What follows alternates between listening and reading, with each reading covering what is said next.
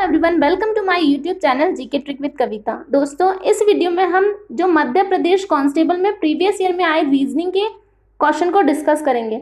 अगर आपको मेरा ये वीडियो अच्छा लगे तो प्लीज़ लाइक, शेयर और मेरे चैनल को सब्सक्राइब जरूर कीजिए। इस वीडियो में कुछ ही क्वेश्चन है, अगर आपका रिस्पॉन्स अच्छा रहा तो मैं इसका नेक्स्ट पार्ट भी जल्दी अपलोड करूँगी। तो चलिए स्टार्ट करते हैं। पहला क्वेश्चन कथन और निष्कर्ष से है। कथन दिया है हमें, सभी मुश्किल सवाल पहेली है। तो सभी क्वेश्चन लिख लेते हैं हम, सभी क्वेश्चन पहेली है।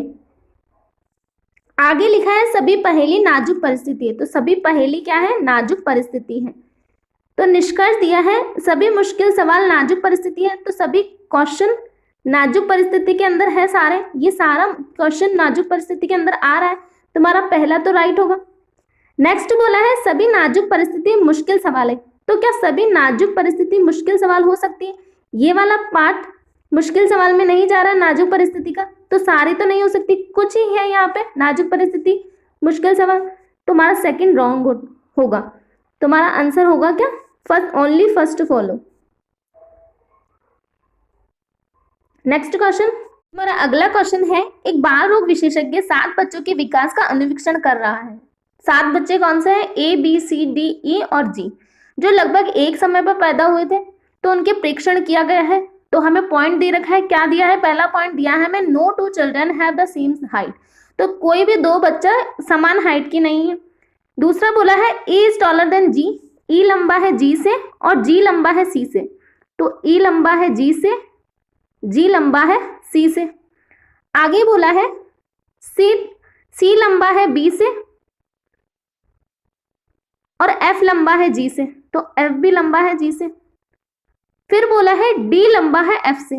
तो D यहां लिख लेंगे हम। अब हमें यहां पता नहीं है E और F में कौन लंबा है, तो हम क्वेश्चन देख लेते हैं। क्वेश्चन है निम्न में से कौन सा सत्य होना चाहिए यदि F G से लंबा है। तो F तो G से लंबा हम क्वेश्चन में ही दे रखा है। तो पहला पॉइंट दिया है हमें G D से लंबा है। तो क्या G D से लंबा है? D लंबा है G से, G तो नहीं है, तो पहला तो रॉन्ग हो जाएगा। नेक्स्ट बोला है E A से लंबा है। तो A के बारे में तो हमें कोई इंफॉर्मेशन गिवन नहीं है, तो A के बारे में हम नहीं बता पाएंगे। नेक्स्ट बोला है D C से लंबा है। तो यहाँ है D और यहाँ है C। तो C छोटा है G से और G छोटा है D से, तो ये राइट होगा। D C से लंबा है, D होगा लंबा यहाँ पे, तो ऑप्शन नंबर C हमारा करेक्ट होगा। नेक्स्ट चेक कर लेते हैं, D A से लंबा है, तो फिर A के बारे में कोई इन्फॉर्मेशन नहीं है, तो ये भी गलत होगा। तुम्हारा ऑप्शन नंबर C करेक्ट होगा, D C से लंबा है। नेक्स्ट क्वेश्चन, अगला क्वेश्चन हमारा ब्लड रिलेशन से है। तो हमें बताना है U plus W minus V का मतलब क्या है। तो प्लस का मतलब क्या है? प्लस का मतलब देख लेते हैं। प्लस का मतलब है P Q का बेटा है। यहाँ दिया है P प्लस Q का मतलब है P Q का बेटा है। तो U W का बेटा है। U बेटा है किसका? W का। आगे बोला है W माइनस V। तो W माइनस V का मतलब क्या है? W माइनस V का मतलब है P Q की पत्नी है, तो W पत्नी है V की। तो W पत्नी हुई V की, तो V पति हुआ। तो हमें बताना है इनमें से कौन सा करेक्ट है। V U के पिता है, V पिता है U के, पहला राइट होगा। नेक्स्ट बोला है V U का बेटा है। V बेटा है क्या? V पिता है। नेक्स्ट है V U का भाई है। V U का भाई है? नहीं है। उपरोक्त में से कोई नहीं, तो ये भी नहीं होगा, तो हमारा ऑप्शन नंबर फर्स्ट करेक्ट होगा। नेक्स्ट क्वेश्चन, तुम्हारा अगला क्वेश्चन डाइस से है। क्वेश्चन दिया है यदि बाएं ओर पर आकृति को घन की रचना करने के लिए फोल्ड किया जाता तो निम्न विकल्पों में से कौन से विकल्प में फलक की दाईं ओर दिखाए गए फलक के विपरीत होगा।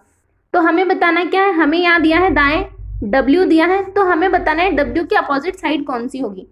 तो हम पहले इन सभी के अपोजिट साइड निकाल लेते हैं।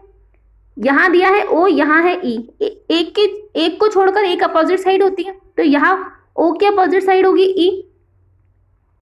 यहाँ पे दिया है R के बाद दिया है एक छोड़ के Y, तो R की अपोजिट साइड होगी Y। तो बची कौन? W और T बचा, तो W की अपोजिट साइड क्या होगी? T। तुम्हारा option number first correct answer होगा, ये देख लीजिए। नेक्स्ट क्वेश्चन, तो क्वेश्चन क्या दिया है, क्वेश्चन दिया है वह विकल्प चुनिए जो तर्क की दृष्टि से नीचे दिए गए कथन के समान है। तो हमें बताना है जो हमारे पास कथन दिया है जैसा मतलब इस कथन से निकल रहा है वैसा ही मतलब हम जो ऑप्शन चुने उससे निकलना चाहिए। तो कथन क्या दिया है, यह सत्य नहीं है कि ऑस्ट्रेलिया और श्रीलंका दोनों ने वर्ल्ड कप जीता है। तो क्या बोला है, सत्य नहीं है कि दोनों ने जीता है। तो इससे क्या मतलब इसका जैसा मतलब इसका है वैसा किस ऑप्शन से निकल रहा है हमारा मतलब। तो पहला दिया है ऑस्ट्रेलिया ने वर्ल्ड कप जीता और श्रीलंका ने वर्ल्ड कप जीता। तो क्या ये मतलब और ये मतलब सेम है, नहीं है। इसमें बोला है ये सत्य नहीं है कि दोनों ने जीता। तो इसका मतलब सिर्फ यही निकल सकता है कि या तो ऑस्ट्रेलिया ने जीता होगा या श्रीलंका ने जीता होगा। तो ये तो नहीं है इसका मतलब। नेक्स्ट बोला है ऑस्ट्रेलिया ने वर्ल्ड कप नहीं जीता और श्रीलंका ने नहीं जीता। तो ये भी नहीं हो सकता। थर्ड बोला है ऑस्ट्रेलिया ने वर्ल्ड कप नहीं जीता या श्रीलंका ने वर्ल्ड कप नहीं जीता। तो ये हमारा ऑप्शन बन सकता है। इसका मतलब यही है कि दोनों ने नहीं जीता। ये सत्य नहीं है कि दोनों ने जीता। तो या तो श्रीलंका ने जीता होगा या ऑस्ट्रेलिया ने जीता होगा। तो ऑप्शन नंबर थर्ड हमारा करेक्ट आंसर होगा। लास्ट बोला है हमें ऑस्ट्रेलिया और श्रीलंका ने वर्ल्ड कप नहीं जीता। तो ये भी नहीं बन सकता इसका मतलब। तो ऑप्शन नंबर 3 हमारा करेक्ट आंसर होगा। नेक्स्ट क्वेश्चन, अगला क्वेश्चन है वह विकल्प चुनिए जो तर्क की दृष्टि से नीचे दिए गए कथन के समान है। तो हमें क्या बताना है, जो हमें कथन दिया है, कथन हमें दिया है अगर आज शनिवार है तो कल रविवार है। जैसा मतलब इसका निकल रहा है सेम मतलब हमें जो हम विकल्प चुने उसका भी वही मतलब निकलना चाहिए। तो पहला दिया है ऑप्शन हमें अगर आज शनिवार नहीं तो कल रविवार नहीं। तो क्या ये मतलब निकल रहा है इसका, नहीं निकल रहा है। नेक्स्ट बोला है अगर आज शनिवार है तो कल रविवार नहीं है। तो ये भी निकल सकता है कि इसका मतलब नहीं ना।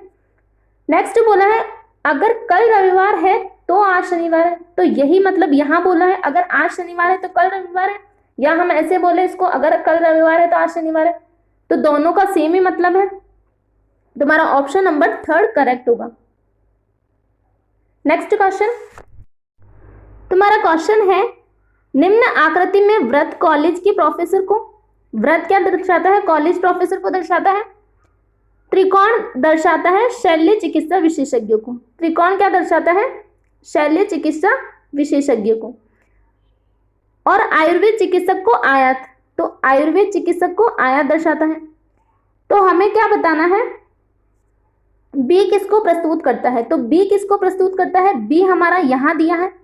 तो ये किसको प्रस्तुत करता है, आयुर्विज्ञान चिकित्सक को बी प्रस्तुत करता है।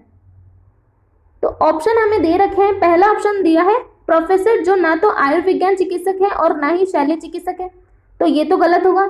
नेक्स्ट बोला है प्रोफेसर जो शल्य चिकित्सक विशेषज्ञ नहीं है। तो ये भी नहीं हो सकता। आगे बोला है आयुर्वेद चिकित्सक जो प्रोफेसर नहीं है और ना ही शल्य चिकित्सक है। तो ये वाला ठीक होगा। सिर्फ आयुर्विज्ञान चिकित्सक है, उसमें ना शल्य है ना प्रोफेसर है। तो हमारा ऑप्शन नंबर थर्ड करेक्ट होगा। ये देख लीजिए, तो आंसर क्या है, मैं आयुर्विज्ञान चिकित्सक जो प्रोफेसर नहीं है और ना ही शल्य चिकित्सक विशेषज्ञ हैं। नेक्स्ट क्वेश्चन श्लोक से है। कथन दिया है हमें सभी पाठक कवि हैं। सभी पाठक कवि हैं, सभी लेखक पाठक हैं। सभी लेखक का पाठ किसमें है, पाठक में है। तो निष्कर्ष दिया है हमें सभी पाठक लेखक हैं। तो क्या सभी पाठक लेखक हैं, सभी लेखक पाठक है लेकिन सभी पाठक लेखक में नहीं है। सिर्फ इतना ही कॉमन पार्ट लेखक और पाठक का है, पूरा ये पाठक लेखक में नहीं जा रहे। तो पहला तो गलत होगा। नेक्स्ट बोला है सभी लेखक कवि हैं। सभी लेखक, ये लेखक यहाँ है और पूरा कवि इसके अंदर, कवि के अंदर है लेखक। तो हमारा ऑप्शन नंबर सेकंड राइट होगा। तो हमारा सेकंड फॉलो होगा।